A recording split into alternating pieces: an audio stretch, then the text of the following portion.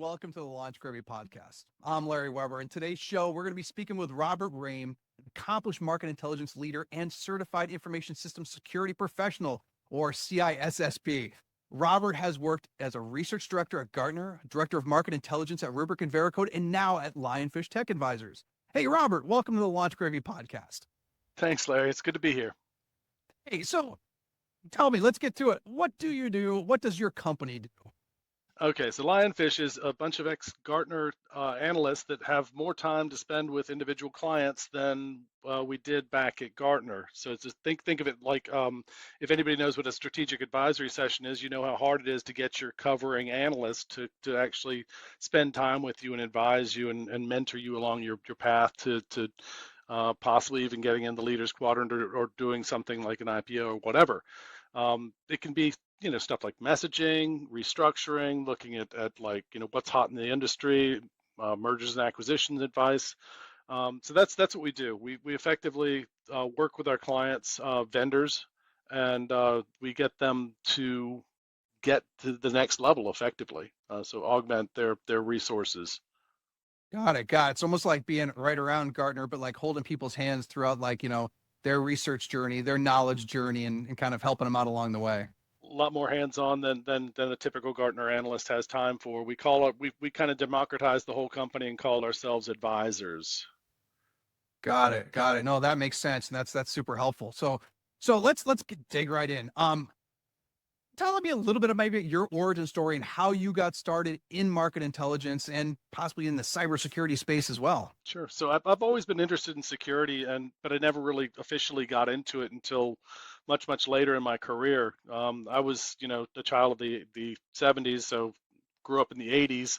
And my computer teacher told me just because you can doesn't mean you should. So that was a good ethical nudge in the right direction. I've always been interested in what companies do, what they produce, how they do it. And throughout my career, if I visit a company, I always want to really understand them. And I took that kind of to the next level while I was at Gartner by researching the clients before we had conversations with them, and it helped me really contextualize the advice that I gave to these organizations. Now, when I moved off into the private sector, so to speak, from Gartner, market intelligence is something that a lot of startups or smaller organizations, even mid-sized organizations, don't think that they can afford. But the problem is there, Larry, is that they still have to do these functions. Yeah. And that's what's kind of interesting is that you have a situation where you'll have silos of within the organization of folks doing the same thing over and over, and it's not being reused. And that's where a lot of waste occurs.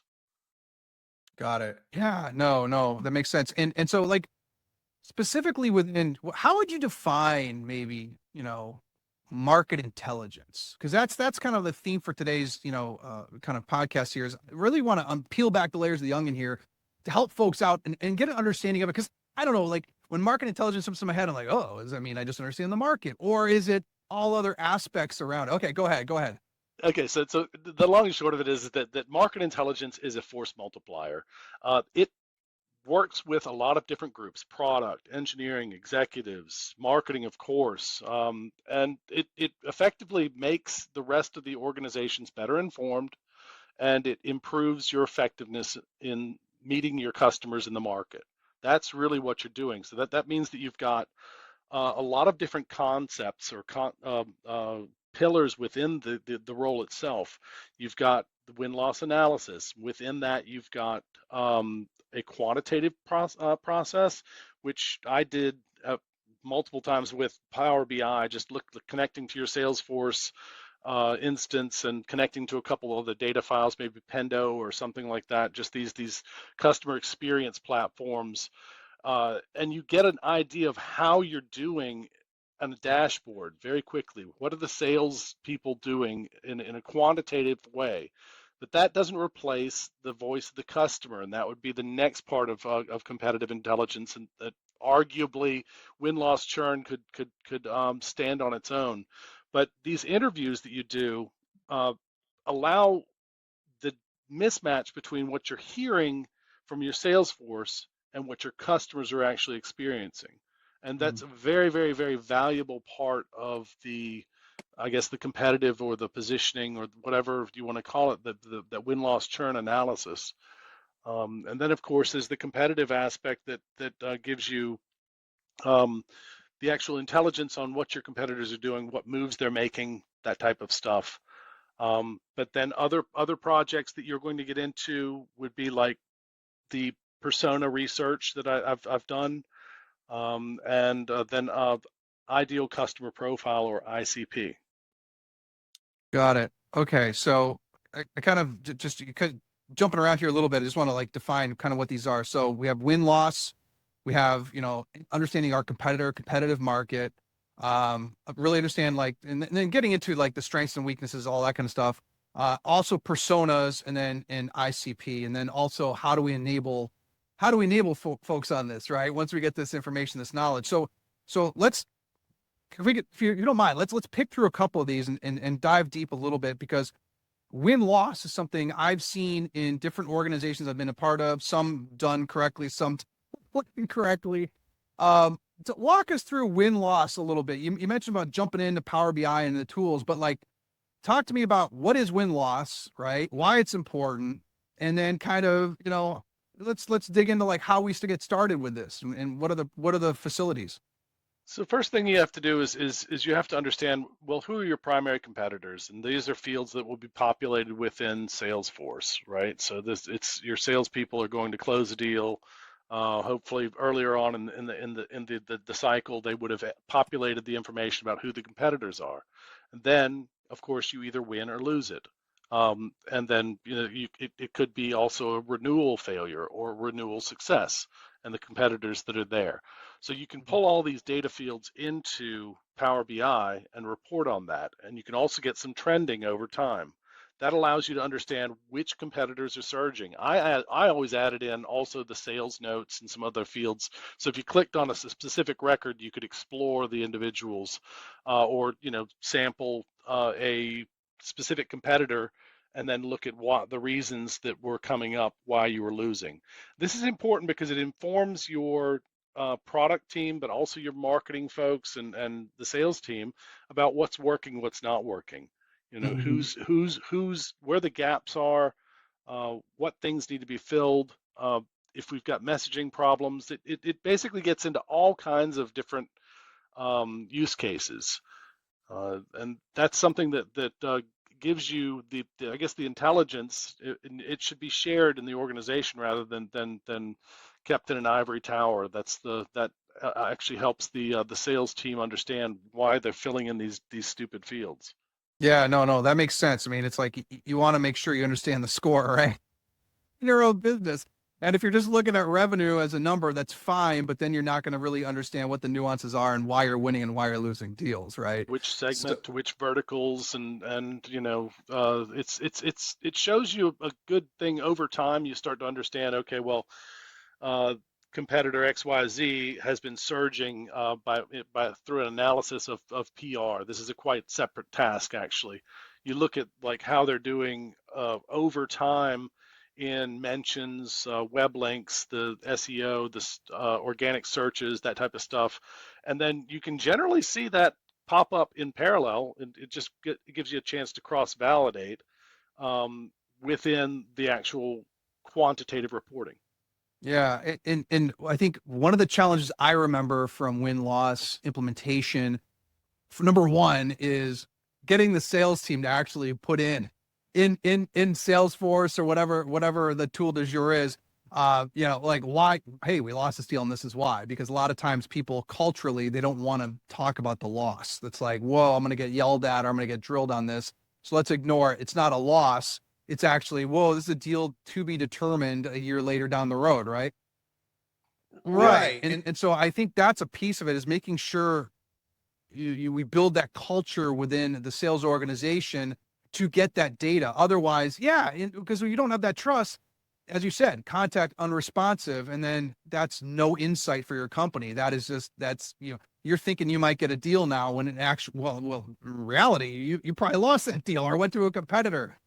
Or it could also be that the lead wasn't a lead. It could have just been something that got thrown over the wall, and it's a chance for you to start drilling into the organization, saying, okay, well, let's look at the BDRs, and or let's look at the the outreach, the marketing, our use of Sixth Sense. How are we tracking the competitors as they're or our deals as they're moving through the pipeline?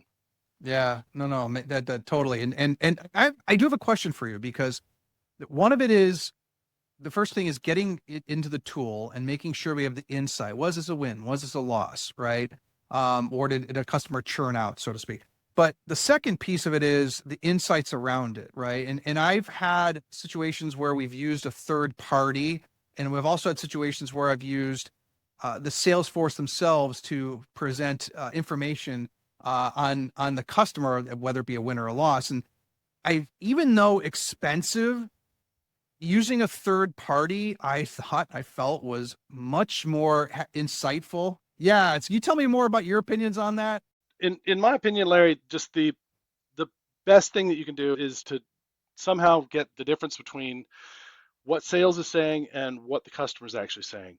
And it's really funny because these third parties, they do a really interesting job of drawing the customer out. It's fascinating. They know that the information is going to go straight back to the company, but they'll tell the truth, Yeah. where sometimes they won't do that with sales. Uh, They won't tell them why they lost. So really effectively, while you're in the deals, in the stage of moving through a deal, the salespeople need to bring up, hey, we're going to do an interview through a third party at some point, or we might do that. Would you be open to that? So start recruitment much earlier in the sales cycle. yeah, no, it makes total sense. And you think about it even as like a manager, right? When you ask for feedback from someone, and I go to an employee, hey, hey, Johnny, Sally, give me some feedback. And what, they're going to say something negative to your face? And they might, but in general, people are going to feel, they're going to feel that pressure, and then they're probably not going to be as truthful. And having a third party go to a customer, as you said, they know how to ask those questions. They can dig in, and then they get that data back to the organization in a much more palatable format too, rather than a sales rep Yep. trying to dig through that. But you can also do, as part of this analysis, say you've got contact unresponsive is like your number one cause of loss. Just this week, why is contact unresponsive? Is there something wrong with our leads? What did they select something else and then just ghost us? Yeah, Did these people just leave the company in that number? And if you want to, you can do surveys of these large numbers of any one segment and find out a little bit more about it. Because even if you get a response rate of, say, 10, 15%, you'll get a pretty good direction of why folks are not. And especially if you've introduced the concept of saying, hey, we're going to, in the spirit of constantly improving ourselves, the customer's experience and everything else, we would like to ask you about your experience afterwards. The organization that will do that is X. So that's just something that, I mean, it's insight that you can't get any other way. And these are, if you get them to buy in early in the sales cycle, then that's one of the best ways to do it. yeah. Look, I'm on board with the win loss. It's one of those things that was very eye opening to me when the first time had this implemented correctly, and the insights and having it. I would say on a couple different angles. One was the overall architecture that the company and organization is fully tracking, and the sales team is actually putting notes in, and then you're following up with a third party to wrap around it and get that insight. That's power. Yep. That's when we talk about market intelligence. That's now we're starting to really get into it. That is market That's moving, it. market intelligence that the sales team and the company in general can start leveraging to make better, faster decisions in the field with the customers. Absolutely. The other thing is that the best way to leverage this information is to democratize it, to let it free, get it out there. Don't lock it up, because locking it up is, it just basically, you don't explain to your sales team why you need this data. Your risk of maybe losing control of it is, we'll say, X. But if you don't release the data and you don't inform the sales team, the product team, the marketing team, all these different stakeholders, then your risk of not leveraging the information is 100%. You become the world's best kept secret. And so that's not necessarily what you want. to when it's market intel. And yeah, Yeah, so let's move. All right. So I'm sold, win loss. Got it. The second piece, yep, though, is, and this ties into win loss, because one thing you notice in win loss analysis is competitors that are coming in. Who'd you lose to? Why'd you that's right. lose? And you're like, wow, okay. So where is that at? So can you talk a little bit more on outside of win loss, but now on competitors? How do you, from a market intel Yeah, perspective, approach competitors, and talk a little more experience and maybe some thoughts on for the audience here? sure. Yeah, so one of the first things you need to do is understand what the competitive landscape is, and there might be a ton of small fish in the pond, so to speak. So you have to understand what's the scope, the service level agreement that you have with your sales team. What are the expectations? Do you want to have 30 competitors that you track and do that very ineffectively? Or do you want to know, okay, we've done our win-loss analysis. We know that we're running into these competitors on a regular basis. We're losing to these on a regular basis. So let's tier them. You set up tier one, tier two, and then it's all about the resources and how much buy-in you have, because the best programs really have a lot of interaction. So submitting intel from the field, there can be interviews with the people that have recently joined the company from competitors. You have to build up the amount of intelligence and then set an SLA for how often you're going to update the information. That's the only way that you're going to do it. Otherwise, the more competitors you track, it's like building a mile of highway or a kilometer of Autobahn. I happen to be in Germany. But you have to, every mile or kilometer you build, you have to maintain that. And if you don't maintain it, then you wind up with potential problems with information not being accurate. And if you're trying to enable your product marketing team, who's not necessarily, you don't want them doing all this competitive research every launch. You don't want them having to do the analysis for what's resonating, what the problems are.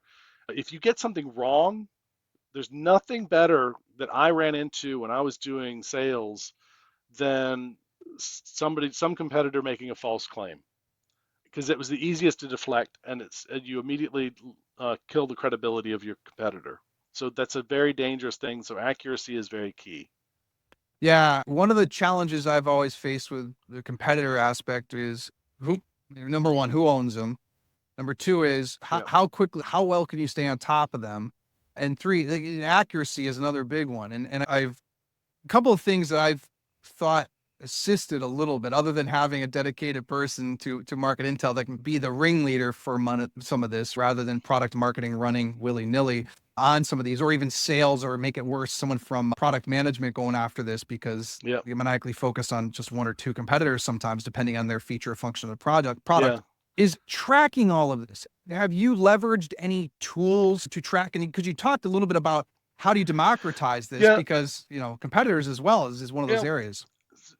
So, the question winds up being how how do you scale yourself as market intelligence? And I mean, you're gonna need to use AI for some research. You're gonna need to use some searches that you'll develop with your own skill set over time, like these Google Trends and stuff like that. You'll probably need to use something that's called a competitive intelligence tool. You can look up the Magic Quadrant for that, or on Peer Insights if you don't have access to it, and that'll give you a number of competitive products that do tracking and presentation to the sales force in the form of battle cards. I used several of them at Rubric and at Veracode, so it's just one of those things where you need to, I don't know, it's understand what tool is right for you, and an evaluation would be good. I successfully used Clue and Crayon, Got it. and yeah, I guess if I'm naming names, the win-loss analysis that I was doing was actually with very successfully with a company that Clue acquired called Double Check Research. And so it's separate from the competitive intelligence tool, but they did acquire that. Got it. Yeah, I always felt that some of these tools, it's only as good as the data you put in, because half of the Yeah, time these tools, look, they're doing web scraping. They're allowing you to move quicker and faster against the competitors you articulate by scraping the web, getting the latest and the greatest updates. yep, Hey, yep. product feature ABC came out, but it's But not unless you're putting the detail back in, right? that's right. So the thing is that you also, with these tools, you'll be able to notice things like executive leadership changes, hiring trends, maybe they're phantom roles that aren't really there, but you can see the trends over time and understand which direction the rabbit is running, so to speak. Large turnover or instability at the executive level indicates poor strategy, poor execution, and can be used very extensively for the sales team to attack on those bases. You could look at various different things that the competitors have been doing and say, okay, we're going to do a takeout campaign on this particular competitor because we think that they have the stink of death on them. There's a lot of just staying with your ear to the ground, so to speak, and continuing to search using these tools can scale the program rather dramatically, and it can also give you insights that maybe you trickle it out daily to your Slack channel. Maybe you put some on SharePoint. Maybe some of these get recorded and they go up on Seismic or on whatever tool you're using. Just Yeah. you might even have a YouTube channel. So Yeah. You get on the point of democratization again, and I think part of it is getting this in the hands of the right people as well. I loved being able to get updates and, oh, company X did foo, and you jump into it yeah, and you can start reading and getting it, and it's very proactive in the sense there. But getting into something where there's more curation, and I'm going to call it the term battle card, right? Where yeah, someone from market intel working with product marketing has really digesting the market moves, the product moves internally, externally, and then creating that battle card for the sales organization, for the company in general. That is, those are money when done correctly. And so if go ahead. Sorry. Yeah, if you can, the problem that I've run into in the past is that it's you ask 10 different people and they say they want 10 different things. So if you can actually get people to come to a consensus and say this is what I want, then you can deliver that. But if you have people saying I need more detail, I need less detail, I don't want a 100-page report, I just need a 2-page, or I need it at a glance, you can call it a million different things. You have to get consensus on what from the sales team, from enablement. Everybody needs to work together and say, this is what we're going to do. And then you can say, okay, for the people that just need the at a glance, just your card, so to speak. Then for the folks that need an actual dossier, they want to really get in. But you know what? One of the things that I thought was really interesting is that the biggest users of these tools wound up actually some of the top sellers because they just had the discipline, and that's just a matter of looking at the actual discipline that the top sellers go through when they actually will go into a sales process. No, and that makes sense. And that jives because those people that are leveraging the tools and staying on top of it are those that are going to make the best decisions and have that insight going into battle with a customer, or making sure that their product, if they have to do a bake off or things like that, that they're able to stay on top of it as per what the competitors are already talking about or what FUD is already in market. And they're going to have Yeah, that and knowledge and that expertise going into the discussion. yeah, and one other thing I'll just kind of bring it up really quickly, and that's the impact assessments. Mm. So you're sitting there on a Friday night and you're thinking that you're going to be lighting up the grill, and instead competitor X announces something and you'd better get a response out to the field pretty quickly. So that's something that's very reactionary, and it's Uh, not as common in market intelligence, but it does happen, and you need to be able to react to it. And it's not just market intelligence doing it. It should be a bunch of different people getting together. You might formulate the first draft, and then you get input from other folks on their take. And that's how I've seen it done the most successfully. Yeah, reactionary PR. Oh my gosh. So the PTSD kicked off of me now because for so many times something like that Sorry. happens. And, in my early days in product marketing, whoa, when you have to Yeah. go move based on some competitor and you wake up in the middle of the night, and this doesn't have to be just a competitor too. This could be anything that's market moving, but then you Yep. wake up or you wake up in the middle of the night, oh, we got to get something out the door, right? How do Yep. we make That's it. sure our army, our team, our sales force is educated as well as our customer base? Because they're going to be asked. The customers are going to ask. And if you don't have a proactive response, it's something that gives the talking points. What does it mean? How bad is it? Because Uh, usually everybody thinks it's Chicken Little, but most of the time, your existing messaging is strong enough. You just need to remind people of it. And it's another option to repeat your messaging, repeat your talking points, repeat your differentiation, and that's how I look at it. So Got it.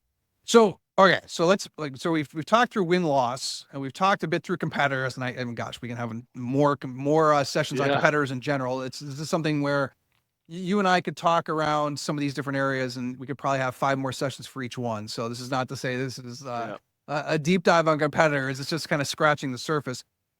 Third literally. piece, third piece I want to jump into here is the persona and Yeah. understanding a little bit more of, if you could take us through what a persona is, and then, persona research from your perspective, and kind of maybe hmm what you've done around this. And Yeah. personas are so darn important because, and I'll just kick this one off, is many times organizations, a lot of times startups even, will be like, this is the customer. We want to go after developers. Okay, great. Yeah. Tell me more. Developer of what, Yeah. right? And are there other people? Are there influencers? Are there buyers? Who's the user, right? And so this is where a lot of time and dedication into building the persona really pays off. But I'll shut up. Go ahead. Tell us about Yeah. Sure. personas. Yes. Personas. It's. Uh, how do I put this? It's not an aspirational thing. It's almost a blocking and tackling. You have to understand if you're going to use some marketing tech to target people that are out there, you have to understand who they are. And that's one of the things that you can do by hiring external agencies to do a survey to understand like who they are, what's their role, what do they do, to just ask the questions about what's important to them, what do they like to consume, how do they like to consume it. And you have to remember that personas they are not a role, if that makes any sense.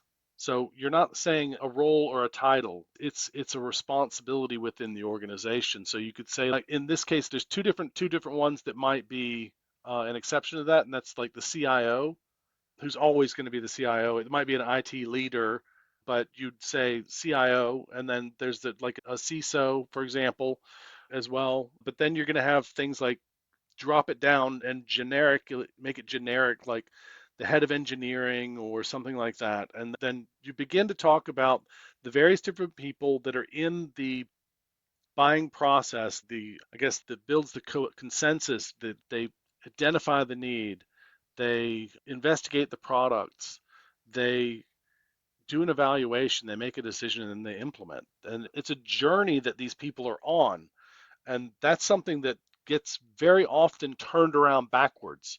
You begin to think of this as how you move them through the funnel when you actually need to look at how a persona or a person or a committee of people, how they get everything with the direct and indirect interactions. These could be like reading a blog post, they could be watching a video, they could be downloading a piece of collateral, they could be the sales meeting, which is very impactful usually. They could be, I want to go to a conference, I want to meet these people. When I want to talk to somebody, I don't want to talk to the sales guy, I want to talk to the experts. And finding out all of these demographics, finding out like how these people like to consume is very important. And then you match that up with something like a sixth sense, and you begin to apply job titles to it. And that helps you identify. Sixth sense can be a gold mine for this, and Yeah. understanding the buyer's journey. And as soon as you start looking at some of the research that Sixth Sense has done, it will blow your mind the number of touch points that folks have since 2020, when it exploded from about 17 to over 26. And I think that it's even gone higher than that, a good bit higher than that in 2024, because nobody wants to make a decision that is going to be flawed.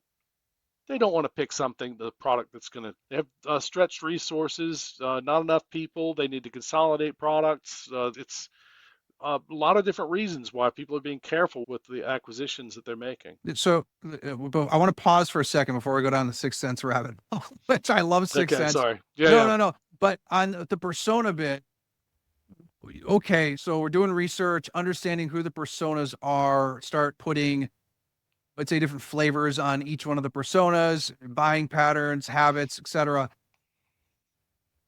How do you determine how many you have? Is there a rule? And can you tell me more? Because I would think organizations that are maybe for the first time really trying to understand their persona, how much is too much, right? And when should they Yeah, stop and say, it hey, this is good enough for us?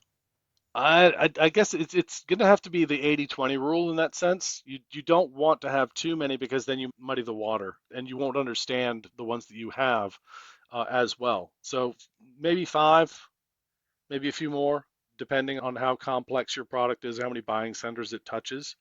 But generally, you have to look at the buying centers that you're touching with the organization. If it's one or two, if it's one, hallelujah, you've got like maybe a couple people.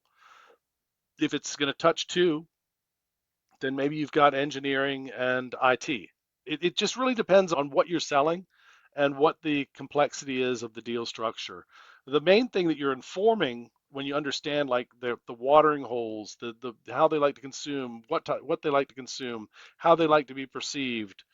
What you're trying to do is you're trying to inform product marketing. You're trying to inform the product team Mm, so they understand, okay, we need to make sure that managing the reporting for the IT organization or something like that, or yeah. just making sure that we're managing costs. And then understanding who's part of the evaluation really helps you to, I guess, storyline your sales evaluation process. If you want to do a quick demo, you want to know what's resonating Yep. and how to get that out there. Oh, You're literally, once you get this research together, which can take, it, my last one was 6 months. It, you deploy it into the organization to ensure correct usage of the data itself, yeah. Yeah. the information. We're talking, and it's so heavily when I talk market intel, the first thing that comes to mind is sales, because I feel that if we don't have sales on board and if we don't build that culture where sales is close to this and they feel that like this, it's in their best interest to help this out, everything can break. But one thing we didn't talk about, and this maybe with Sixth Sense kicked it off in my head a little bit, but as we talk through the persona, where I see this demand gen, creating content for Yeah, market and really getting new leads in and or usage patterns in, and really understanding too, is this an audience that, are these influencers that are gonna, want to read something or understand it, or are these, we're in a PLG type environment or product led growth where someone's going to come in, swipe their credit card, go buy a product right away. You want to make sure you understand those nuances of the customer, what they're looking for too, as they're a part of that purchase journey. And so, absolutely. and so And I think for, that's go ahead. yeah, that's also something that when you understand that, just exactly what you said with the swiping the credit card, or what's important to them. Mhm. What do they want out of this relationship with you? And if you understand that, then you're able to actually package things correctly. You're able to train the sales team, the solution architects or systems engineers on how to talk to these people. Like, for example, you come in talking about how great your product is and how great it does XYZ. I'm a CIO, my eyes are rolling back in my head. You know why? Because I have to align my IT enterprise infrastructure to the CEO's priorities, not your product, how great it is. Mhm. So you have to talk to them about how your product actually solves their problem. And once you begin speaking that language, and if you can get the sales team to begin speaking that language, then this is very, very, very influential. And the product marketing, same exact thing. You want to make sure that you're saying to the product marketing team, hey, this is how you talk to them. And then they begin to create messaging that actually resonates with the particular targets that you have. You can create parts of the website that are actually journey led. And there's a ton of different things that how the personas actually assist an organization Well, done right. I have a question for you because I'm thinking about this too. And maybe sometimes I take it for granted. When I view personas and I think about it, you have a buyer persona, or those people are going to spend or the credit card or purchase, put the purchase order in. They want to purchase it for their organization, for themselves. Number two is you're going to Yeah, have potentially the users. This could be a situation where they're not the ones holding the buying power, but they're the ones using the product. And then the third one, sometimes folks forget about, is that influencer. They're a part of that deal. They could kill the deal or they could assist the deal. They might not be the user and they might not be the buyer. And that's how I think about it, just those simple terms. Are there any yeah, other yeah. type of roles that we're missing here, or are those three kind of the core ones? That those three are the ones. It's you've got a champion if you can build it. You've got the influencers champions are the ones that are going to, that's more of a sales thing, but they're the ones that are going to tell you what the competition is doing. And if they're not doing that, then you're probably not going to win this deal. But if you've got the influencers, the users, and then the decision makers, the budget holders, that's the three basic things. And interestingly enough, if you really analyze who's involved in what stage, you can find out that more people are involved than you thought. And according to research by Sixth Sense, the first vendor engaged, so this is one of the reasons why this is very important. The first vendor that's engaged is the winner, like I think 80% of the time, which is very frustrating as a former salesperson, sales and systems engineer, because you think of all the dances you've been invited to for everybody to laugh at you. Yeah, no. So yeah, Sixth Sense. I want to dig in some question on that, but I don't think Yeah, we don't have time. I want to ask, is being able to really understand what people are searching for, how they're Sales thinking as about. well. Yeah, yeah, and Sales, you can actually look at what your customers have been doing. If you implement it correctly in LinkedIn, you can see what they've been doing. yeah, and Um, so a couple of things. So we went through this. Maybe we went through it backwards. I think maybe personas you almost yeah, start with first is who your personas are, define who they are even before anything, because that's even before you go sell a yeah, product. You should really understand that. For folks that that's don't have true. them implemented already, get them done now as soon as possible, and make sure your company's aligned on them. I think the two of this win loss. Okay, what's happening? What's the real intel? Is there That's it. a feeling in place for this? Is there a culture within the organization, usually led by sales, to get this data, to get this detail in there, so we can start making better decisions? And a third piece of it is overarching, is that competitive aspect, right? Which ties Yeah, into win loss, the ties in your enablement persona. Who else is out research. there? What is the FUD? What is the market discussion around it? What are the new features people are looking for? What are the new trends? What are those people that are coming in there, or organizations that are trying to eat your lunch? So I'm gonna just stick with those three for right now. Getting back to the whole theme of democratizing this, how do you enable, right? It just seems that the most important thing, once this has been brought together, is articulating this to the organization, and not just the sales organization, but everyone. Can you tell me more about, I don't know, what your thoughts are enabling folks and bringing this out into the mass of the organization? So I mean, the problem with competitive is as soon as you create it, it's out of date. True. So yeah, and literally, I mean, literally, is anything you record, it's going to be out of date within, I don't know, a couple of months at the longest. So, live performances or live interactive type things. I mean, if you have enough people, you can do a deal desk or something where people can call in and say, I need the latest and greatest on these competitors. But that's resource intensive. You can create groups like I guess SWAT teams, if you want to call them, or trouble jumpers or product owners. The thing is that if it's not their primary job, then the attention might wane. But keeping a good cadence of presentations and competitive is very important, because otherwise it winds up being only something that you see a couple times a year, and then it's you just lose the focus. It's just not, you need to be presenting at regular things for sales, to tell them what's going on, what you've seen lately, and that's really the best way. Aligning with enablement is one of the key points. Yeah, making sure that this knowledge is transferred across the organization, and that That's this it. this insight, once created, is really been able to be unlocked. And again, this gets back into the whole orchestration across the organization, right? This is not. Yeah, it's you don't stay in your playpen, so to speak. The market intelligence is something that is supposed to cross borders, cross divisions, and empower a lot of different people. That's the goal of it, and that's why I said that the clever executive team will probably put a market intelligence function, may not call it that, but we may do that at a very early stage to enable scalability of the organization Yeah. and reduce waste.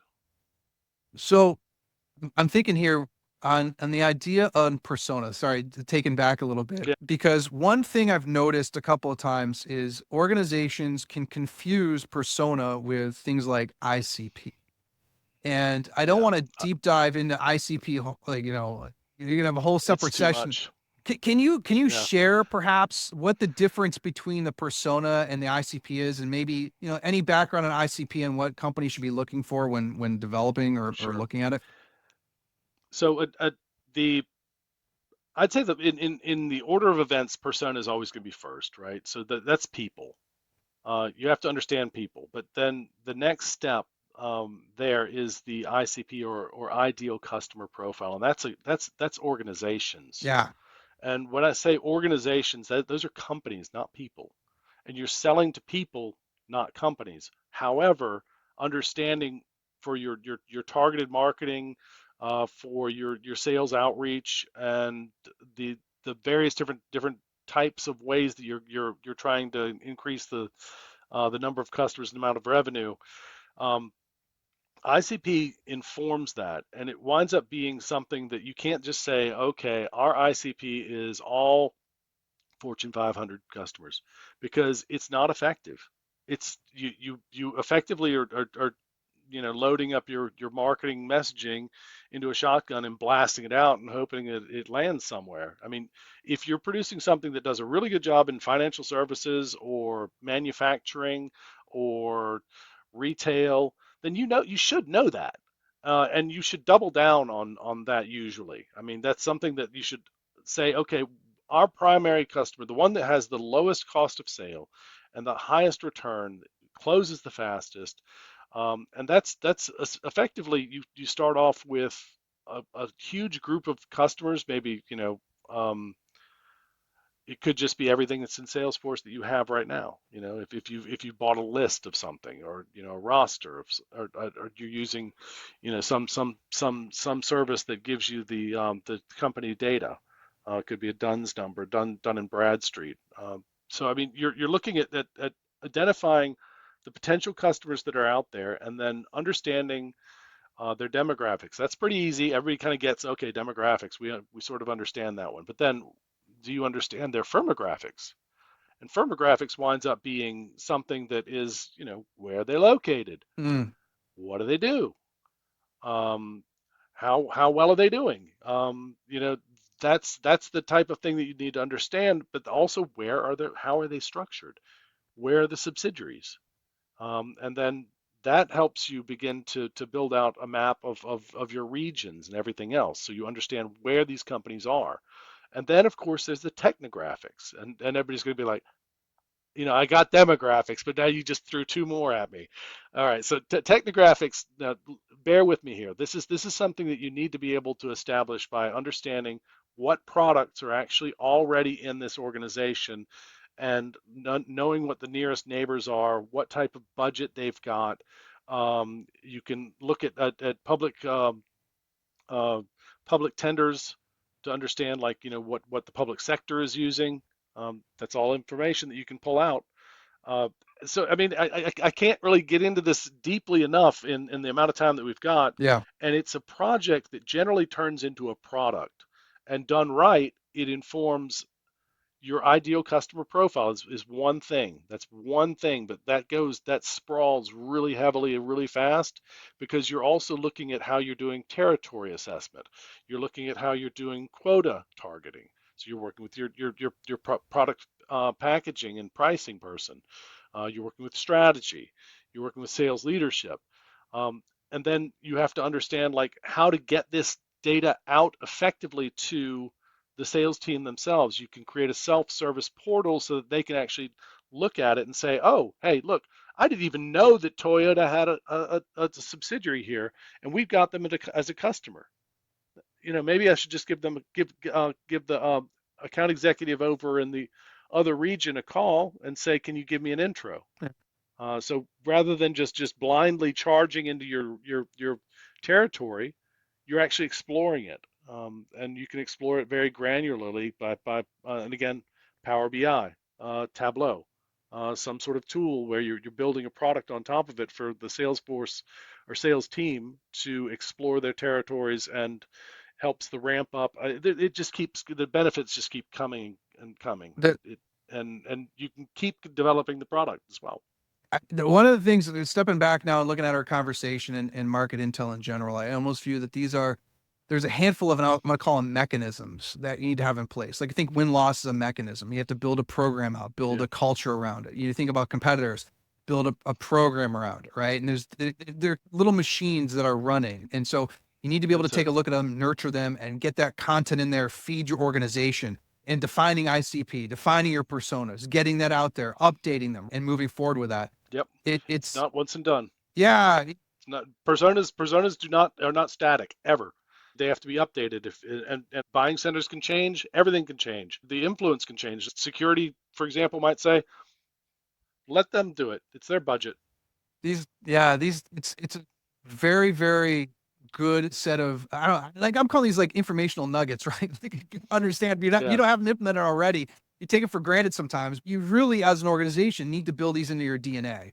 And if you don't, if you're further along, I mean, I'm assuming larger organizations have this in play, but for folks that are smaller and growing, get out in front of this stuff early, right? And get out in front of understanding who your personas are, understanding who your customers are, understanding why you're winning, why you're losing, because this is going to mean the world to you when you're fighting for your next deal and to Absolutely. stay alive, to Yep. stay afloat. And even larger organizations, right? If you're maturing, you're like, whoa, wait a second, you're not buying our product anymore. We've got this new web-based, AI-based organization that's eating our lunch. It creates a challenge. So it's also Yeah. super important for those on the other end. But it can inform the necessity to either create a sales play to counteract the risk.